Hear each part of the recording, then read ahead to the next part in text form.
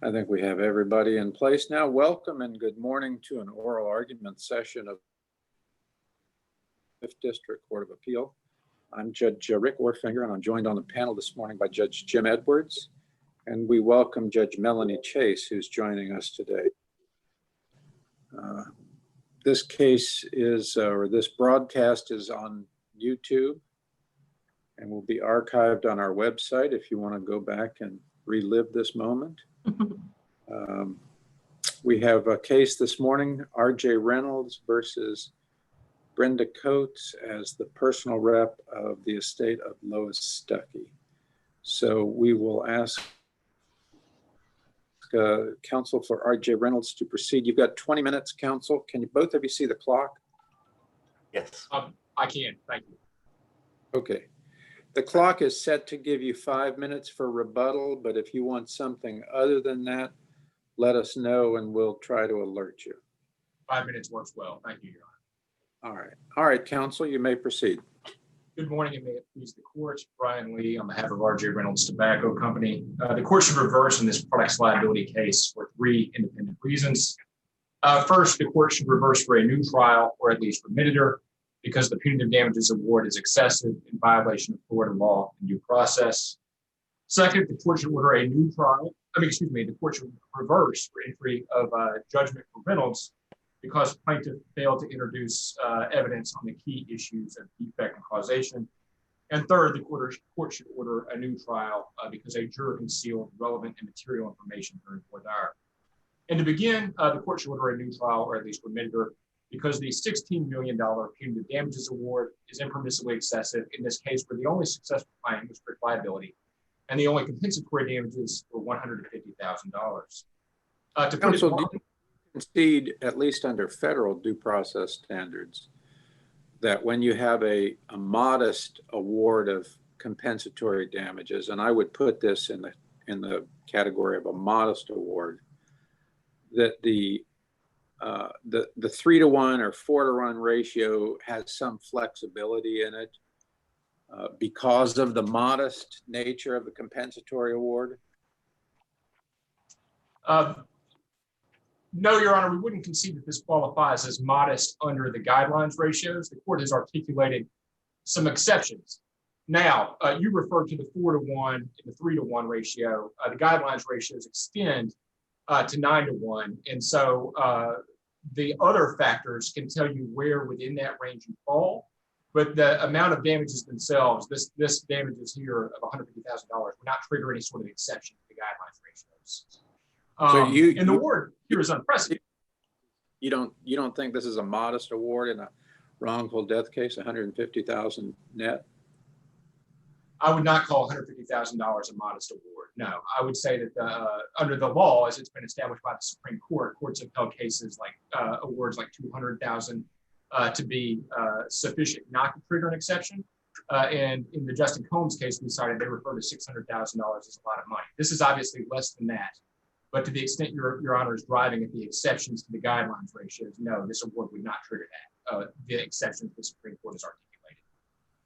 And to be clear, even if there were flexibility, this is a 107-to-1 ratio. This is astronomical and frankly shocking. And for that reason, it exceeds not only every one of the guidelines ratios, but also Florida's 3-to-1 presumptive limit.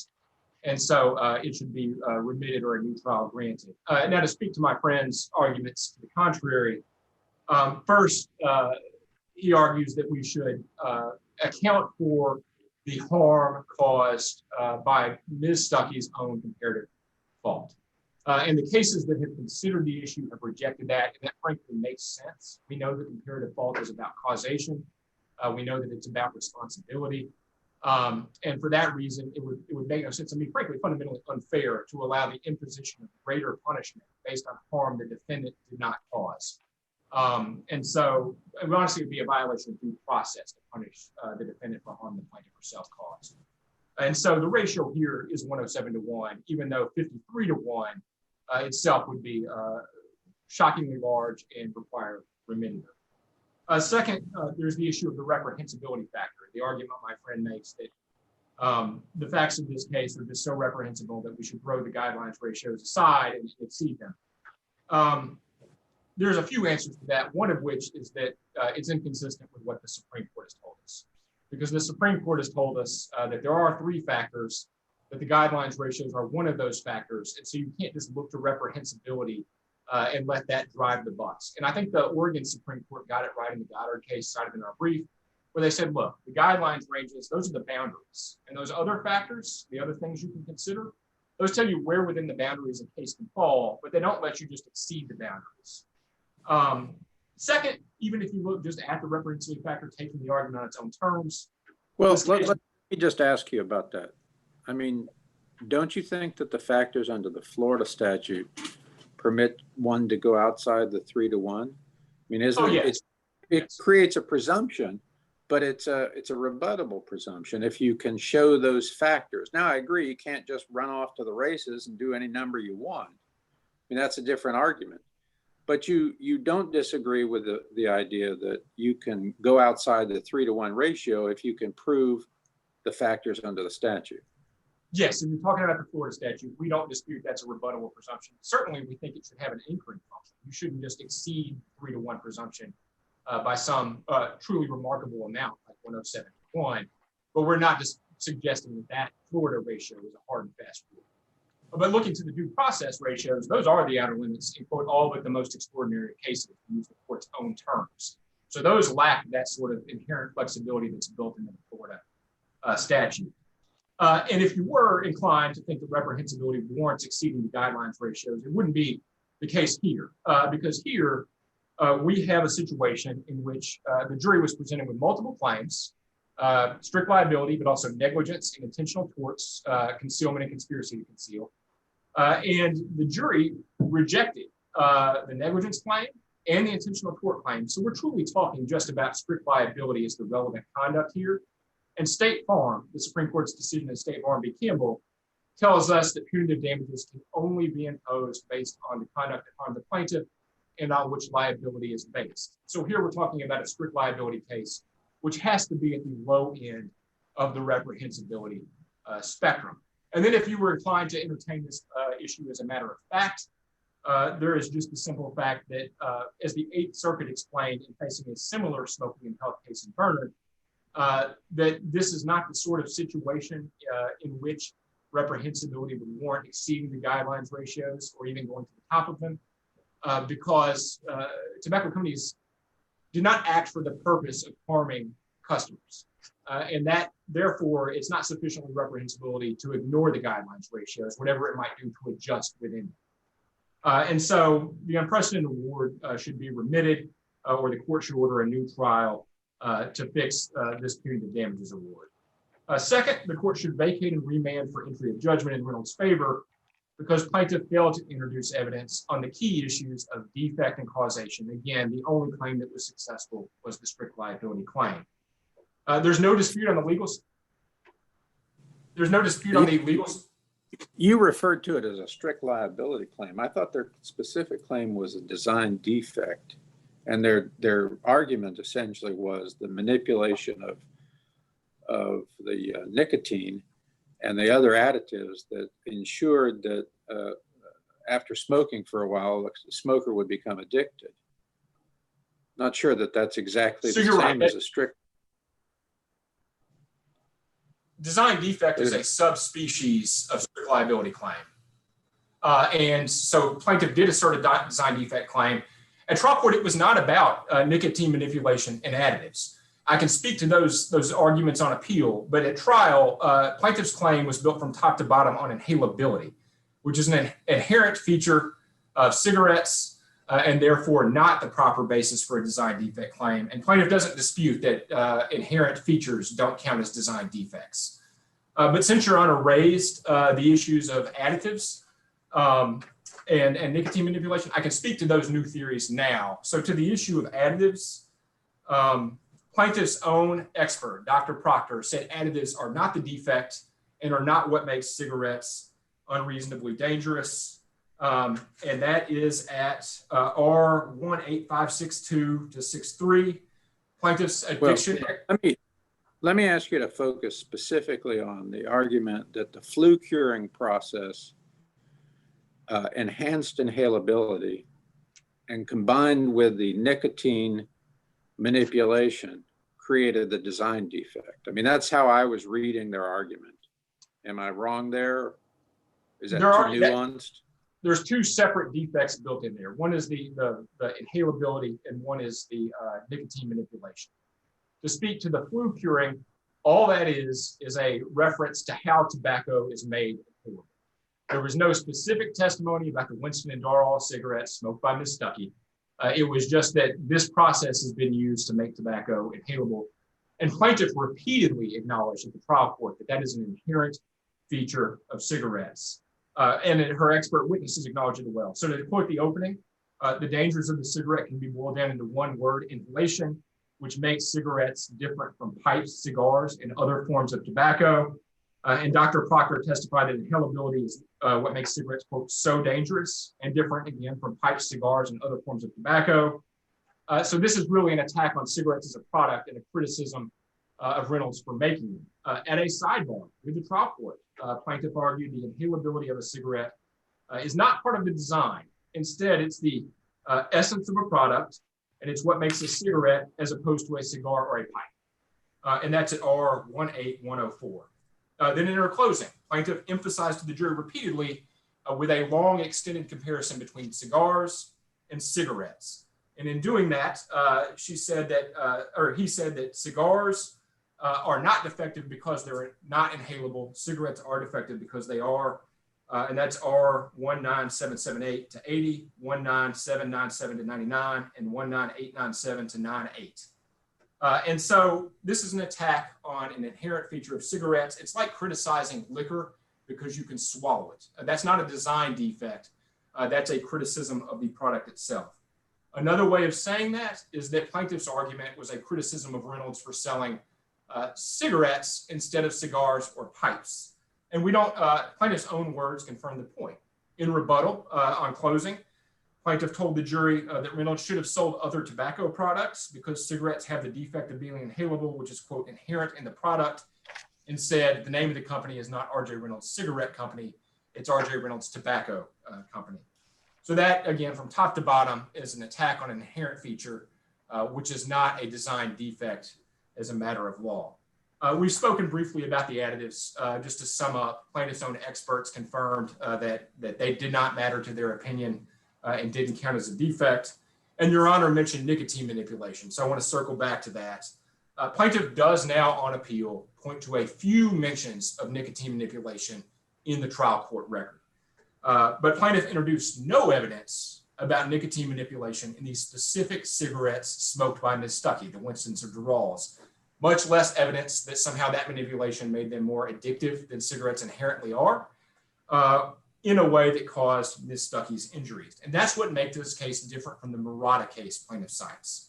Because in Murata, the Supreme Court bent over backwards to go through the Engel record and say Engel progeny cases are not based on inherent features of cigarettes because there were these things in the record that showed specific defects that are not inherent features. And they were two specific things. The overarching one, adding nicotine to make cigarettes more addictive. And then the second one was designing the physical cigarette so that a plaintiff would pull in more nicotine, again, to increase addiction. And we don't have anything like that here. Not only did plaintiff fail to introduce evidence about the nicotine manipulation in the specific cigarette smoked by Ms. Stuckey, but her own experts made clear that nicotine manipulation didn't make cigarettes more addictive. Dr. Proctor actually testified that a cigarette from the 1800s that was inhalable would be just as addictive as a cigarette today. And that's at R18579. The jury also heard the testimony of plaintiff's addiction expert, who said that brands were irrelevant to her opinion, and that in fact, if you grabbed raw tobacco out of the ground and made some product with that and smoked it, that too would be addictive. So on the plaintiff's expert's own testimony. Counsel, can I interrupt? If I could get you to focus on the punitive damages. If this court were to agree that the punitive damages were excessive, but did not agree necessarily with your liability issues, your argument was that the court should send it back for a new trial on both liability and the punitive damages. And those are actually two separate phases in the trial court. So I know you said that your argument was that they're inextricably intertwined, but They're actually handled separately at the trial level. So why is it that the court should, if the court grants one, it should grant both? Well, there's two aspects to that. One is just we think that the overlarge punitive damages award on this record is indicative of passion and prejudice. And we would urge the court to follow the Mueller case we cited in our brief, where the court said, look, we're not going to try to separate out how far the passion and prejudice went. When you see that, unless you can prove definitively that it wasn't in some other part, then the proper recourse is to remand for a whole new trial. Assuming the court doesn't do that independently, punitive damages are inextricably intertwined with liability because the Supreme Court has told us that punitive damages can only be based on the conduct on which liability was imposed. That means the jury has to hear and evaluate that conduct and the issue of liability. It needs to be the same jury that's then deciding the punitive damages, or else you have one jury basically revisiting another jury's conclusions. And so we do that in death penalty resentencings all the time. Why should this be any different? If we can do it in a death penalty resentencing, why can't we do it in a tobacco case? The gasoline products case we cite speaks to the civil context. I'm not sure of the ins and outs of the death penalty jurisprudence Your Honor is referring to. And maybe you're in your rebuttal time if you want to hold on to it. I'll reserve the remainder of my time. Thank you. Thank you, counsel. All right, Mr. Mills. Good morning. This is John Mills on behalf of Brenda Coates. And we ask that the court affirm on the punitive damages because it is a modest award. And the Supreme Court has emphasized in the Gore case that where a particularly egregious act has resulted in only a small amount of economic damages, you're going to have a high ratio. And here the question is, what is a reasonable amount to punish R.J. Reynolds for killing Lois Stuckey? And the Supreme Court of... I agree with you that this is a modest award in a wrongful death case. Have you seen any case, whether we look at this as 107 to 1 or 53 or 54 to 1, have you seen any case that has allowed that sort of a disparity, particularly under the federal jurisprudence?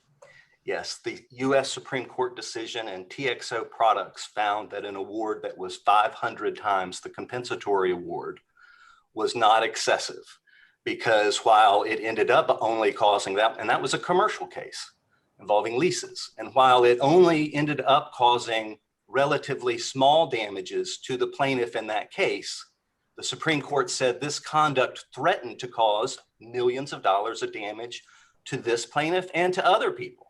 And for that reason, a 500 to 1 ratio was just fine. And here the ratio, the only reason the ratio is so high is because she died without a surviving spouse, like so many other people have surviving spouses. If there'd been a surviving spouse here, or if the children had been younger at the time of her death, or if she had not died at all and it was her own personal injury, her own suffering, we see damage awards ranging from 5 million to 15 million. $15 million award for surviving spouse was affirmed in the Schleider case. That's what the potential damages were here, was 15 million. And when you look at that, we have to focus on what you really have. And what no, we have, the Supreme Court, I'm sorry. You don't think we need to focus on the actual award here? I mean, you haven't appealed it. So isn't that where our focus is? No, sir, respectfully, it's not. The Supreme Court has repeatedly said it is the ratio not to the compensatory damage award, but the relationship of the punitive damage award to the actual or potential harm. The actual harm here was death. The potential value of that death was $15 million. So that's what you should be comparing it to. And Gore and TXO products, even in the Campbell case, the Supreme Court again and again and again. The Williams case, which was a tobacco case, they said it's the harm or potential harm. The punitive damages in Williams were $80 million on top of a less than $1 million compensatory award. And the Supreme Court did not reach ultimately the question of whether that was excessive. They said they remanded it to the Oregon Supreme Court to apply a different view of the law regarding to the degree to which you can consider harm to others. And the Oregon Supreme Court did that and affirmed the award again, and it went back up to the US Supreme Court, and the Supreme Court denied cert in Williams. So the US Supreme Court has made clear again and again that it's not the damage award, it's not the compensatory damage award, it's the actual or potential harm.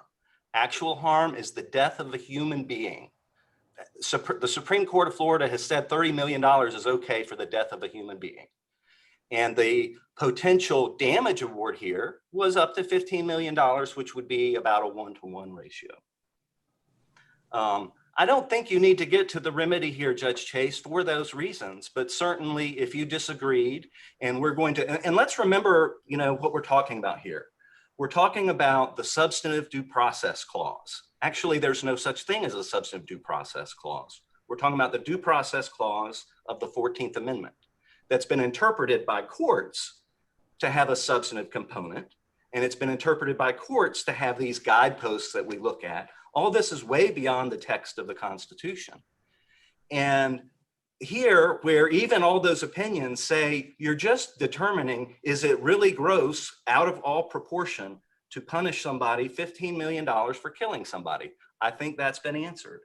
But if you disagree, and if this court imposes some kind of a mathematical limitation, contrary to what the US Supreme Court has done, but some courts of appeal and the circuits have done that, if you were to do that, then the remedy would be to remit it to the highest amount that you think is appropriate. And then if either side doesn't agree with that amount, then there's a new trial, and the new trial would be limited solely to the issue of punitive damages. There's no case that supports their claim they get to try all the issues again. And they just happen to have lost that exact issue in the 11th Circuit just last week. And I'm sorry I didn't do a notice of supplemental authority. I can file that after the oral argument. I won't address that case further. It's called the Sowers case. Did you,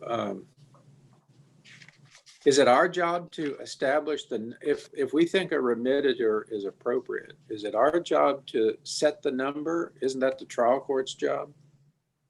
The cases that they cite, the appellate courts have done that, have said, I think the Borner versus Brown and Williams case, that court did make the remitter, or said it directed it with those directions. So I think that would be appropriate, but certainly you could say it's in the discretion of the trial court. Of course, then the trial court does that, and we may be right back up here if we get that award again, because whatever the trial court says, that's what we'll ask for in another phase 2, and RJ Reynolds will bring us right back up here saying that's excessive. So I do think if you were going to find this is to be excessive as a matter of judicial economy and consistent with the other cases, I would suggest that this court say what you think the highest amount is.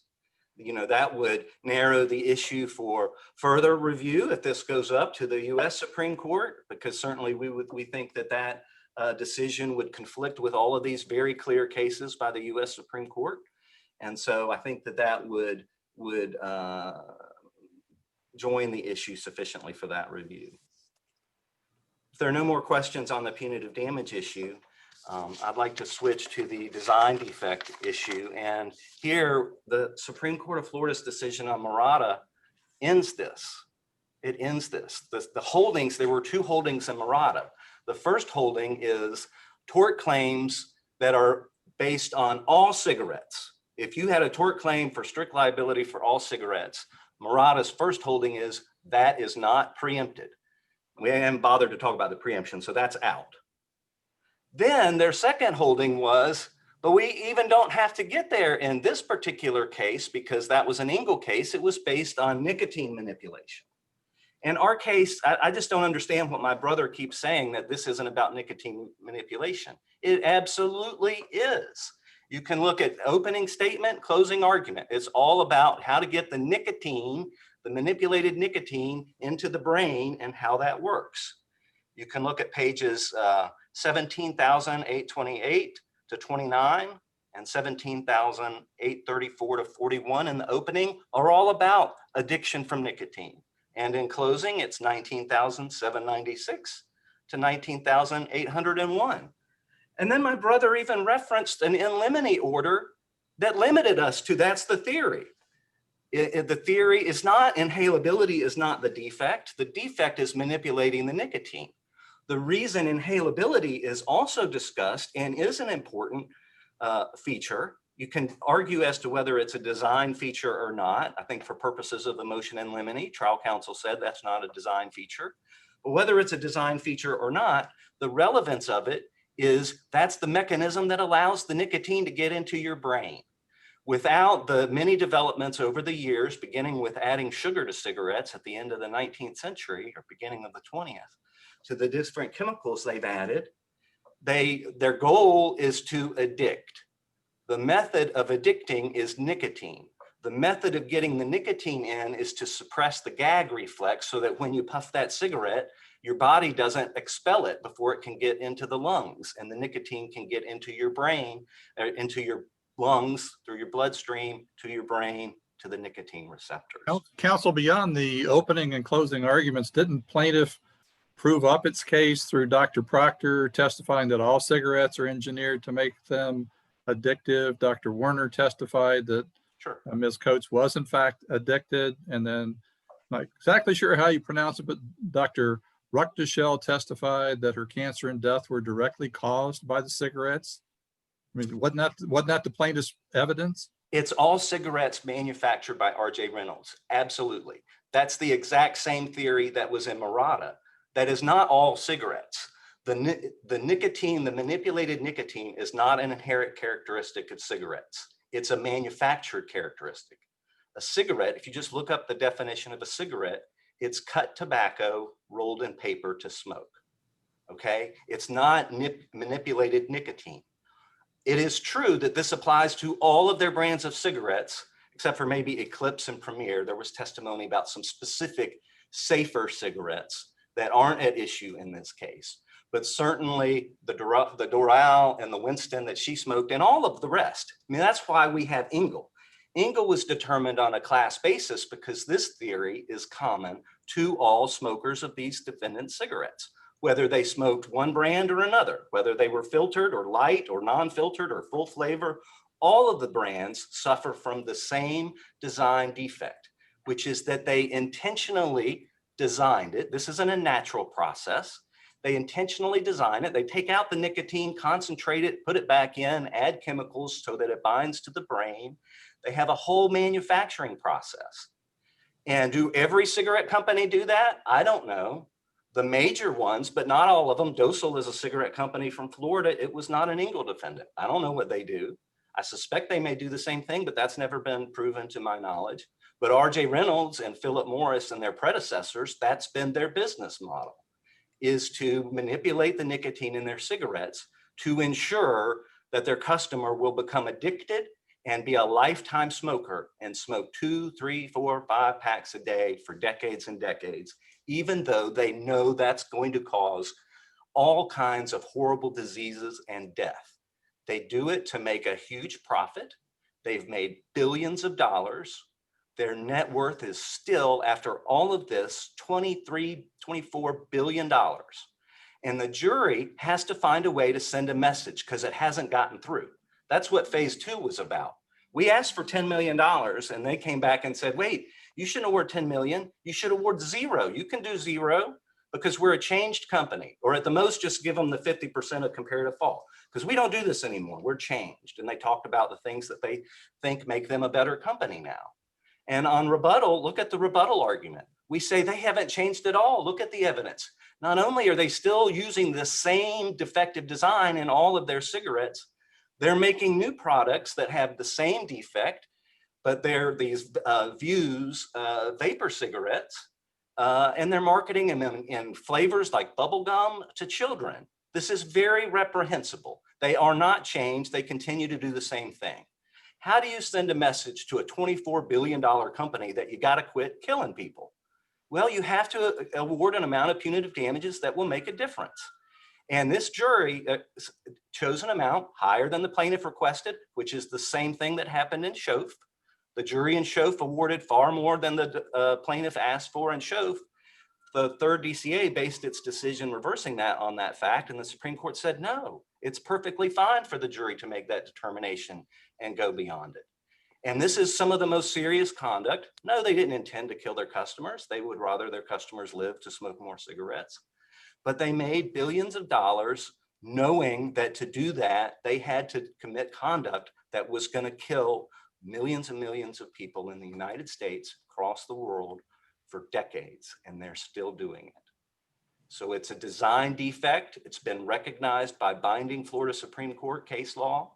Up to a $30 million punitive damage award is appropriate when they kill somebody, according to a binding Florida Supreme Court decision that both applied state and federal law. So you have the Supreme Court of Florida was applying the federal constitutional test and said it's not too much.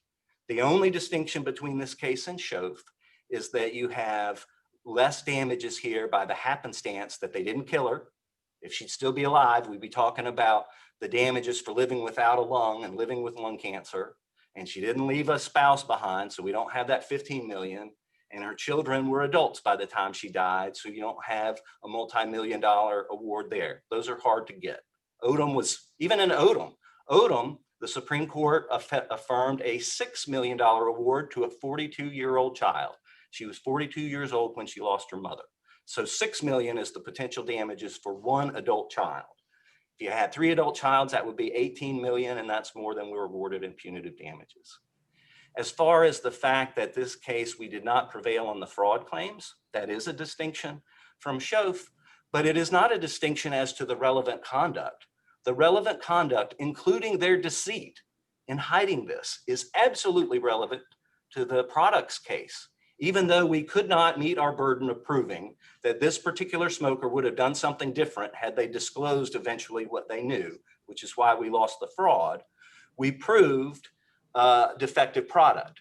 That's a consumer expectations issue. And consumer expectations, how do you determine what are the consumer expectations for a product? Well, one thing you look at is what does the maker of that product say and what does it conceal? Because that's what informs the consumer expectations. And their conduct here informed the consumer expectations to make people think that this was a safe product or not as dangerous as they engineered it to be. That's why they're strictly liable, even if the plaintiff did not fall for the fraud. And really, there's no finding that this smoker didn't fall for the fraud. The only finding is that we didn't prove beyond by preponderance of evidence that Lois Stuckey, who's not here to testify why she smoked, we didn't get enough circumstantial evidence from which the jury could conclude that we met our burden that she did rely.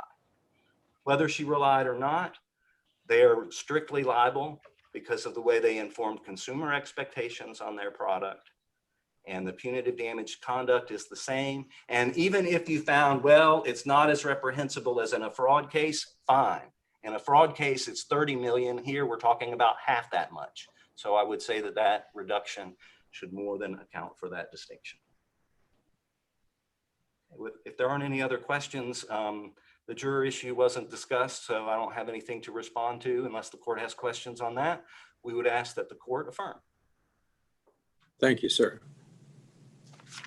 All right, Mr. Lee, you've got just a little less than 5 minutes. Your Honor. To begin with the punitive damages issue, a lot packed in there. This reference to potential harm is just flatly inconsistent with what the Supreme Court of the U.S. said in State Farm when they said we look to compensatory damages despite having used that formulation in the past. They actually explained the TXO case, and they said we can consider potential harm when the scheme failed, when it was thwarted before damages could occur. That's clearly not the case here. Plaintiff did suffer damages. My friend repeatedly pointed out she actually, the decedent actually passed away.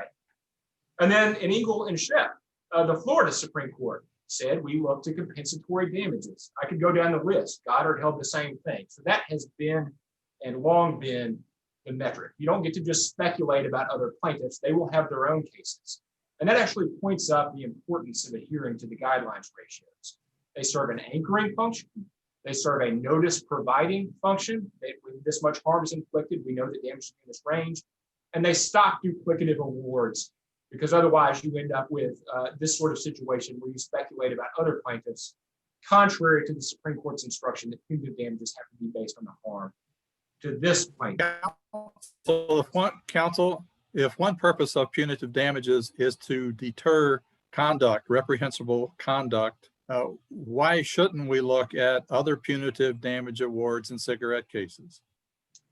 They are relevant in providing notice, but you have to take into account whether they're similar or not. And here they're not similar because this plaintiff, unlike many of these other plaintiffs, including Michelle, lost on the intentional tort claims and lost on negligence. And I hear my friend refer to try to say that because she prevailed in strict liability, somehow she relied on deceptive conduct. The jury found otherwise. The jury said that deceptive conduct and reliance on it did not cause her injuries and death. And so it's an end run around that to suggest that somehow buried in the strict liability claim was really a concealment claim.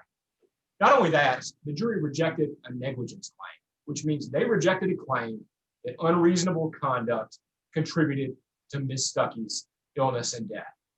That points up how little reprehensibility we're dealing with here when the conduct this jury found, which is the relevant conduct, wasn't even unreasonable. And that distinguishes the Chef case. I'd add that in the Chef case, the ratio was actually not only within the guidelines ratios, but actually within Florida's presumptive 3-to-1 limit, which is the relevant metric, according to Chef, for determining other civil penalties. The third BMW v. Gore factor, which just confirms that it, with the guidelines ratios, points to the unreasonableness of the award here. I heard a brief mention to net worth.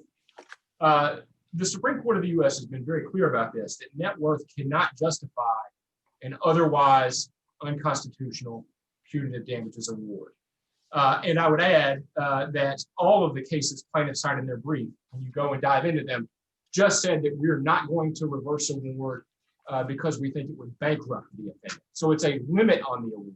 If you get where you would bankrupt the defendant, the award has to go.